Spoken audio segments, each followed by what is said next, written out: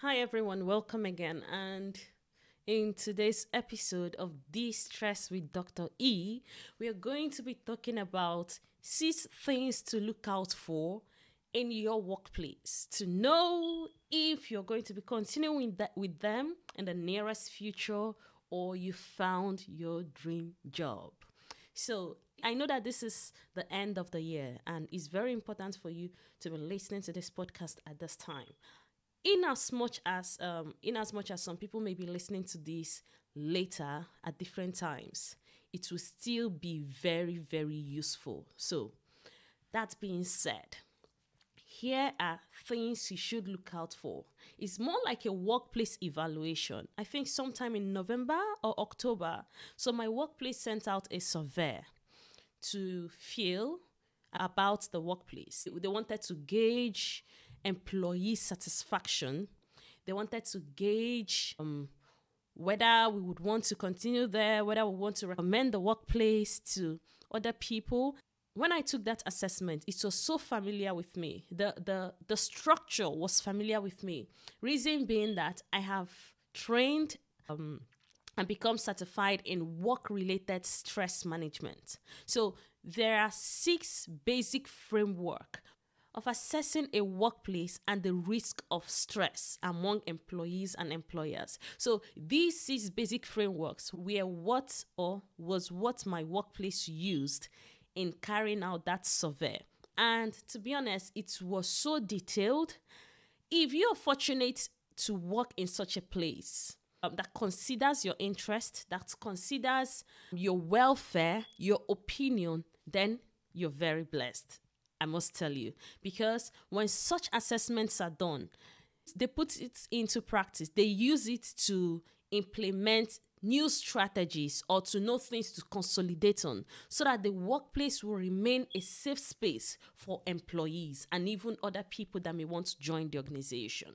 So if your workplace doesn't do something like that, don't worry. I'm still going to share with you these 6 basic frameworks that should constitute a standard workplace. I know that standard may be far-reaching, but if your workplace can tick some of these boxes, that's even awesome. So this is going to be an evaluation of your workplace to know whether you're going to continue there, to also reveal to you possible causes of stress and burnout in that workplace. Probably you can put up a suggestion to your employer, to the line manager or anybody, or it can even be an assessment or evaluation for you to consider your future in that workplace. Okay, so before I dive into the 6 structures, I must let you know this. There is this rave about workplace toxicity, like toxic workplaces. And there are certain things people look out for when they hear things like that. You hear somebody talking about a boss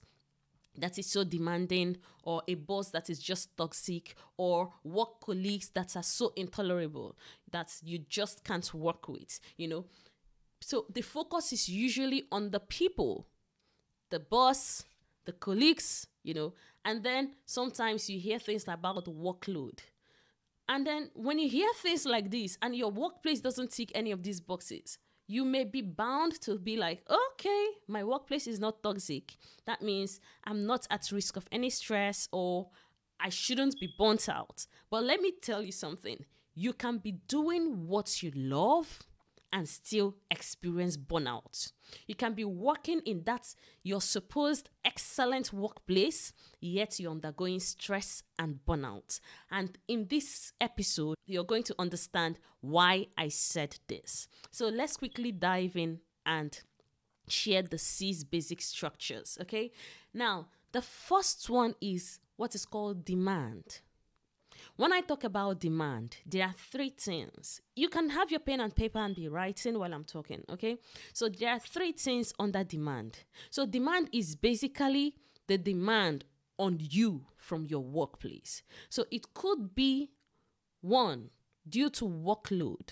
So if you're working in a place where the workload is so much more than you can handle, it could be a source of stress and burnout because you're working beyond your capacity. Your line manager or your colleague or your boss comes to you and tell you, hey, there is this extra thing you need to do. but you know that you still have so much to handle. And because you just don't know how to say no to people, you take it on. And what do you think is going to happen? You're going to feel overwhelmed. You're going to feel stressed at the end of the day, and you find yourself operating below capacity, below competence, because it will be like you're not finishing your job early, or you're leaving late from work, or you're just too tired to execute excellently as you ought to. All right. So in situations like that, this is a very important time for you to take a step back. When people are bringing you that extra workload, can you actually do it? Like here in the UK, the usual thing is, are you happy to do this? So if you take a step back and you know that this is beyond what you can handle, and you just don't know how to say no to people, now I'm going to share with you polite ways you can say no without feeling guilty about it, and still maintaining the relationship, so that you don't go out tomorrow and be like, oh, I've really a wonderful relationship because I said no. Now, here are certain things you can do. Number one, you can say something like, oh, I would have loved to do this. However, I still have A, B, C. Okay? You see that? So you're not outrightly saying no. You're just making them understand that you have a workload. At the same time, acknowledging that you can actually help them. And then the second thing you can try is, instead of just stopping at that, you can even go extra mile to recommend something they can do, or somebody else that can help in the workload, So you can go the extra mile to give them recommendations, and they'll be happy to live with it because they know that you genuinely care. You would have really loved to help. So that's where you've said no, but at the same time, you are not going to live with that guilt. For some people, this doesn't apply to everyone. There are people that they don't mind. No is no. I can't do it. I can't do it. But for those that are really, really sensitive to their relationship with people, they don't want to bruise anybody's ego. So these two things I just shared are ways that you can say no and still maintain that working relationship with whoever it is. Okay, so that is with workplace demand. Now, the second one is workplace pattern. So what I mean by pattern is this: does your workplace give you that flexibility? That flexibility in the sense that there may be times where maybe due to childcare, you need to rush out maybe at a particular hour to sort out a child, maybe somebody that is unwell. Does your workplace give you that flexibility to be able to do this while still performing at optimum productivity? What I mean is this: if your workplace is flexible, it could be, okay, at the end of the day, just achieve the targets, the productivity targets, okay? You can choose to do it however you want. You can choose to come in earlier in the morning, or you can choose to leave late in the evening, so long as you get the job done. Or is your workplace so rigid, like you must come in at a particular time, you will not go anywhere else until you're done? Now, another thing that you can consider when you're talking about workplace pattern is, like my workplace, we have various patterns of working. So I work in accident and emergency as at the time you're listening to this. And it means that some days I go to work 8 a.m. to 4 p.m. Other days I go to work 2 p.m. to 10 p.m. Some days I go to work 6 p.m. to 4 a.m. So I have like 6 different workplace patterns, including night shifts, So in such pattern, if it's not spaced out adequately, this kind of pattern can make one to have poor sleep and also experience burnout if it's not spaced out to accommodate adequate rest. Okay, so what's your work pattern? What does your work pattern look like? Okay, now still on demand, the third one is the work environment. What I mean by work environment is this: if you look at, let me start with the obvious, like your home office. What does it look like? Is everywhere disorganized? Are there things scattered everywhere? If your workplace is not organized, you're bound to feel stressed and overwhelmed, even without you being actively involved in something that is making you stressed out. So if you're working in a place where everyone is just jam-packed in one small room, no breathing space, so much noise, the generator is out there close to a road that everyone is just honking at every moment, it can be so distracting, and it makes you kind of multitask. You're trying to focus. At the same time, you're forced to listen to distractions here and there. You're forced to listen to side thoughts from different colleagues. So if you're working in a place where all these distractions are there, what do you think is going to happen? You will struggle. Okay, you're going to feel so stressed out at the end of the day. You're going to be having those bounding headaches at the end of each day because it's so stressful. The work environment is not so conducive. Okay, so all of these are under demand. Now, I'm sure that some things could be familiar with your workplace, and I'm sure you're realizing, you're putting one or two together to help you understand where your workplace fits in ticking some of these boxes. Now, the second thing we are going to talk about is control. Now, when we talk about control, we are basically saying how much control do you have over what you do. Now, there are certain workplaces where your employer micromanages you. They micromanage you to the point that you start questioning yourself that, was I really employed based on my competency, or I was employed so that somebody will tell me what I should be doing part-time? You know, as a reasonable employee, you already know what is expected of you. You already know the targets. You already know what you've been employed for, the job description and all of that. And then the work itself already has its own pressure. Now, imagine working in a place where somebody else is putting additional pressure on you to deliver. You know, they want to know what you're doing every hour. They want to know why you're pressing your phone at that particular time. They want to know why you're talking to somebody else. They want to know why you're responding to an email at a particular time. You know, so such micromanaging can be really, really stressful, because the truth is this: we are adults. Nobody wants to be told what to do, especially when they know what to do. And I will give you an example. Imagine you know you're going to wash plates in your own home. For those of you that grew up in this is African Professionals, so I expect that everyone grew up in African homes. You know that you're going to wash plate, or they've told you earlier that you should wash plate at a particular time in the morning or evening, and you've prepared, this is what you're going to do, and then just as you're about to get up, they now tell you, remember to wash that plate too. There's this vex, this kind of vex that will just come upon you like, what is this? In fact, it may get to a point where you'll be like, I'm not washing again. So nobody wants that steady reminder when you know you're going to do it. We are adults, and we are reasonable adults. So if you are an employer that is doing this, I would encourage you to kind of retrace and let your employee breathe. Let them breathe. Don't suffocate them in trying to control and micromanage them. So that is for control. Now, the third structure or framework is support. Now, when you talk about support, everyone throws around this word, I have a supportive workplace, or my workplace is not supportive. But when you talk about support, there are certain elements to look out for. Okay? Number one, what resources are available? You know, one thing that happens in most workplaces are actually reactive. They wait for something to happen before they now start being reactive, trying to figure out, okay, hey, what are we going to do now? Before you know it, the damage has been done already. And you know, one of the implications of letting things wait till the last minute, till the error has been done, it can cost a company, an organization, its reputation. Okay?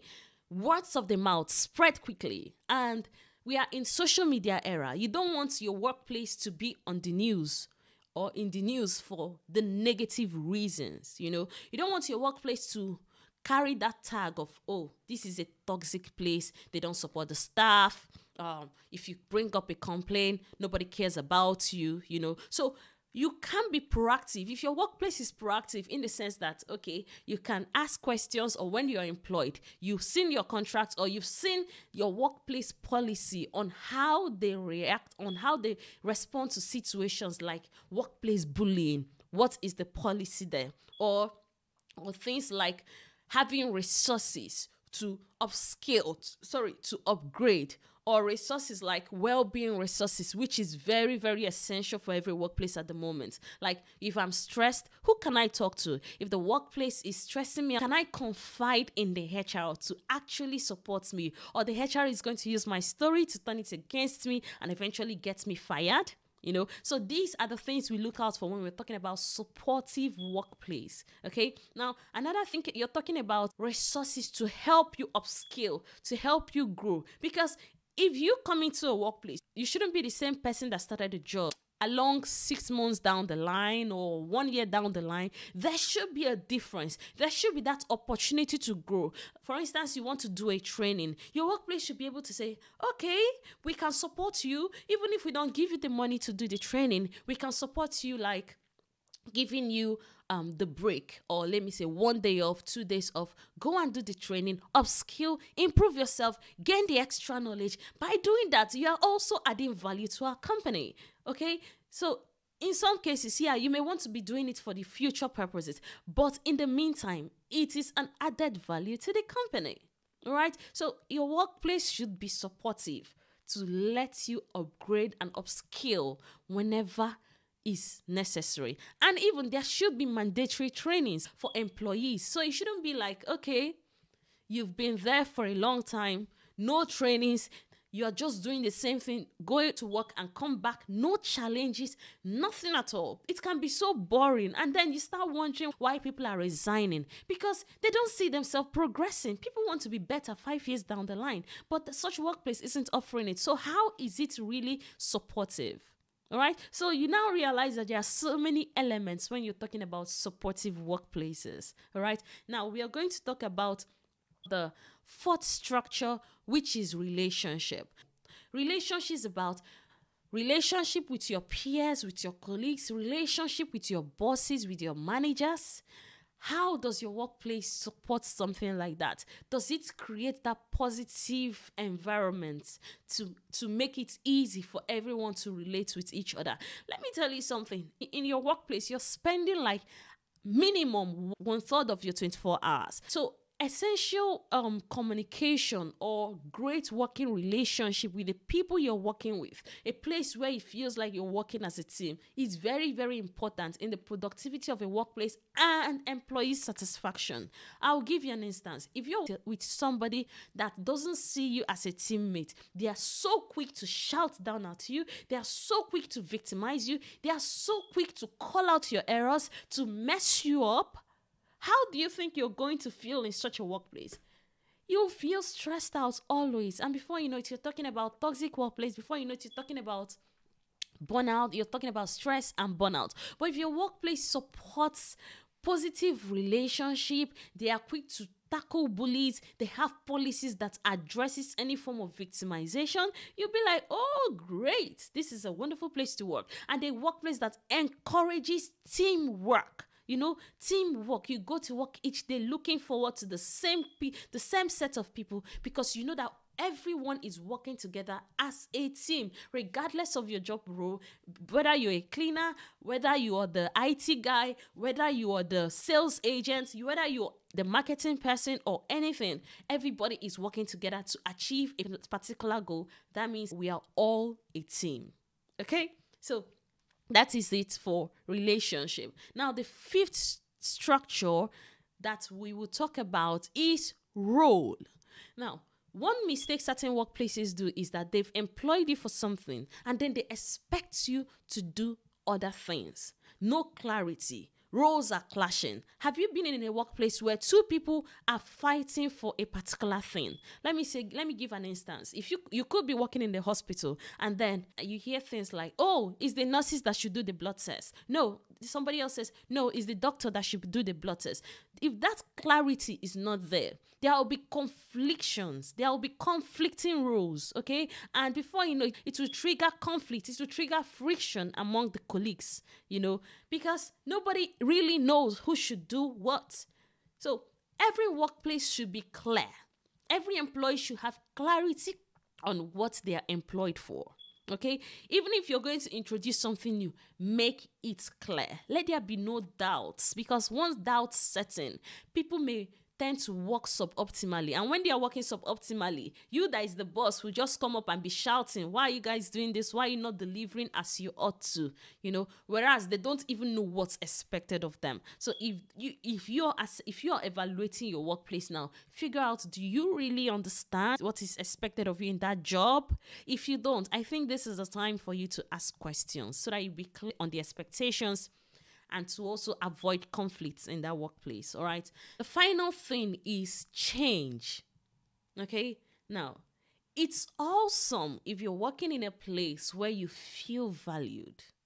Now, compare it to another workplace where you just wake up one morning and they've introduced a new policy. You'll be like, where is this one coming from? What am I supposed to do? How does this affect me? So if your workplace just introduces a policy out of the blues, what do you think is going to happen? It's going to cause some disruptions, at least for that 24 hours or even 48 hours or even 1 week.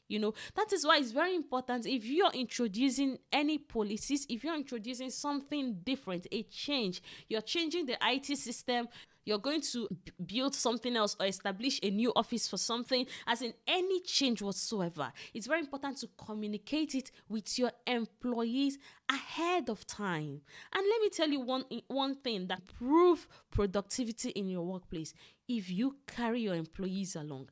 From time to time, sit with them and have meetings. How do you think we can do better? To be honest, people are carrying ideas. And if you don't harness that idea while they're still with you, they will go somewhere else and give it to other people free of charge or even ask money for it. So this is a time to engage your employees. I know that you've employed them for something, but at the same time, maximize their time there. All right, make them to feel as valued and important members of the team. If somebody is coming to work happy, trust me, the staff turnover will be really, really low. If there is high staff turnover, that means you're always employing new staff to replace somebody every time. Okay, nobody wants to do that because it is expensive and it is not a good reputation on any company. So what you can do is this: to avoid that high staff turnover, involve people in the job. If you're going to effect any change, involve them ahead of time. Make them understand what's expected, exactly what's going to happen. Okay, so that they will get ready ahead of time, because nobody wants sudden disruptions in their life or in their patterns of work or even the workplace environment. If you're going to introduce a generator that is going to be noisy, let people be aware. Let them not just come to work one day and now start struggling to adjust. And before you know it, they are thinking they don't really care about us in this workplace. They don't care what we do. They don't care what we say or how we feel. So why should I remain here? Okay, this is a simple assessment for you to evaluate your workplace, to evaluate whether there are things you need to speak up on, whether there are things you need to get clarity on, like workplace policies, resources, training opportunities, work demands, saying no, what else? Contributing, giving feedback. And if you're an employer that is listening to me, make it a habit to get feedback from your employee. I just told you about a staff survey that was done by my workplace. It was so detailed. If they put, which I believe they will do, if they put into consideration everything that the staff has said, it will make the workplace to remain awesome.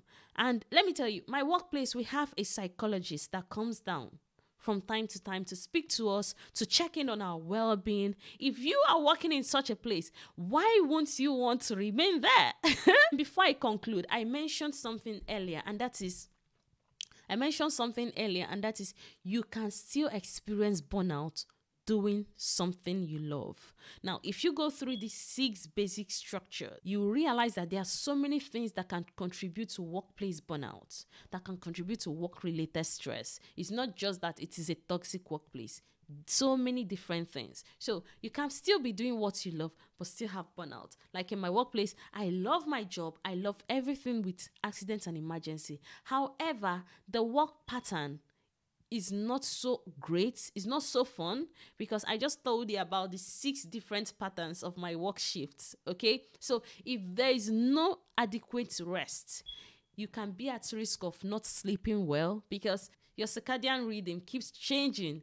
Today, you're being awake during the daytime. Tomorrow, you're being awake at night. So if you're not getting adequate rest in between such a work pattern, you can still experience burnout. So yes, you can have burnout while doing what you love. All right. And thank you for joining me in this podcast. And I'm happy to take your questions. Please leave me a feedback. I really appreciate that. And if you want a shout out on my next podcast, still let me know.